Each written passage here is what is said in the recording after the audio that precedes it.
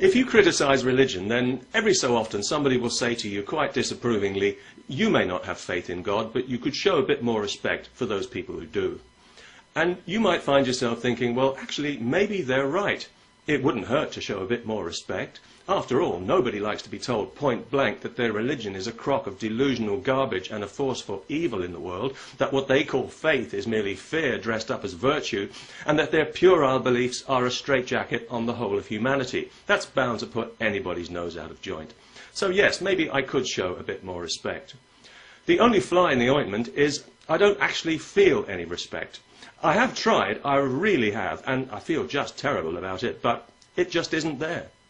I suppose I could lie to myself and pretend, for the sake of people's feelings, because we all know how delicate and tender they can be these days, but the bald truth is I don't actually care about their feelings at all, not even slightly. And of course I realise that should weigh heavily on my conscience, but luckily my conscience knows when it's being bullied and manipulated, so it doesn't care either. My conscience knows that there is no earthly reason for anybody on this planet to respect religion in any way. Indeed, purely on the evidence religion itself provides in such regular abundance, there's every reason to actively disrespect it to the point of outright abuse. And quite frankly, the fact that religion gets so little abuse compared to what it really deserves, I can only attribute to the unbelievable tolerance, restraint, and plain good manners of atheists and secularists everywhere. So if you are a religious person, and if you're thinking of demanding more respect for your beliefs, please try to bear in mind that you and your religion are already getting way more respect than you've ever deserved. Your faith is a joke. Your God is a joke. He's so absurd, he's an embarrassment even to people who don't believe in him. And he and you still have it all to prove. So far, no proof has been forthcoming, nor is it likely to be, as we all well know. So respect, I'm afraid, is out of the question. The best you could hope for is amused incredulity, and that would be on a good day. People say, well, you can only truly understand faith when you have faith, which I take to mean when you've suspended your critical faculties and hypnotized yourself into believing a load of fascist nonsense about your eternal soul, then you'll understand faith. Well, I can certainly believe that. Faith peddlers like to put themselves beyond question by claiming that their faith transcends reason, the very thing that calls it to account. How convenient.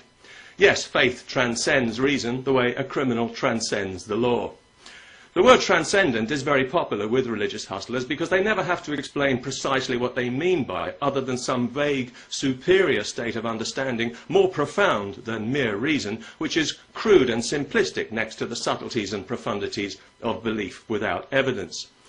If you hear a senior clergyman, and you will, using the word transcendent to explain the nonsense he claims to believe, then you know two things. One, he doesn't know what he's talking about, and two, he doesn't want you to know what he's talking about either.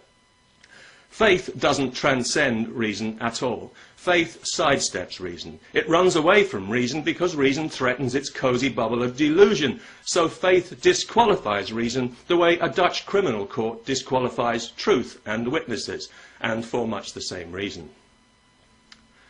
If you're a believer, your faith allows you to adopt a set of beliefs that make absolutely no sense, knowing that you won't be measured by whether they make sense, but by the level of piety that you exhibit in believing them. In other words, your willingness to deny reality becomes a measure of your virtue.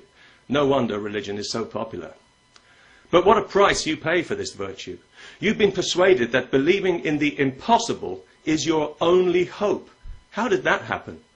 And that your purpose is to worship something beyond your understanding, defined by and only accessible through self-appointed intermediaries.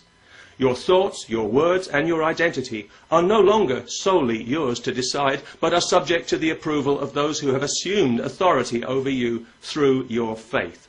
The people who've told you that you were born with something wrong with you. Come on, in a state of sin, no less. A condition that can only be cured by complete submission and obedience to them. Surprise, surprise, from the moment you're born to the moment you die. And if all this doesn't exactly flatter your ego, and why should it, don't worry, we can give it a special name to make you feel better and persuade you that you've still got some dignity. Let's call it faith, and let's deem it to be the highest and most noble and profound of all virtues, And let's pretend that it comes from within, when we all know that nothing about your religion is allowed to come from within, because that would give you strength and freedom, the two things your religion wants as far away from you as possible.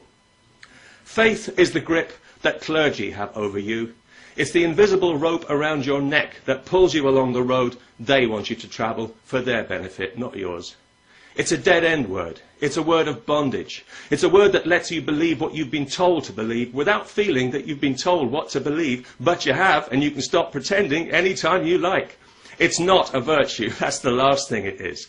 It's an abdication from reality. It's a dumb act of self-hypnosis. It's a cowardly cop-out. It's gullibility with a halo, and hiding behind it is like pretending to be an invalid. So I don't really understand exactly what it is that I'm supposed to respect. It seems to me I'd need to be some kind of moral contortionist to respect something that noxious, something that depends for its existence on a closed mind, and it is clearly dragging humanity in the wrong direction, giving us false ideas about ourselves and about the nature of reality. I feel if I respected that, I'd be needlessly contributing to the stupidity and ignorance of the human race, and that is one thing that I don't want on my conscience. No offence. Peace.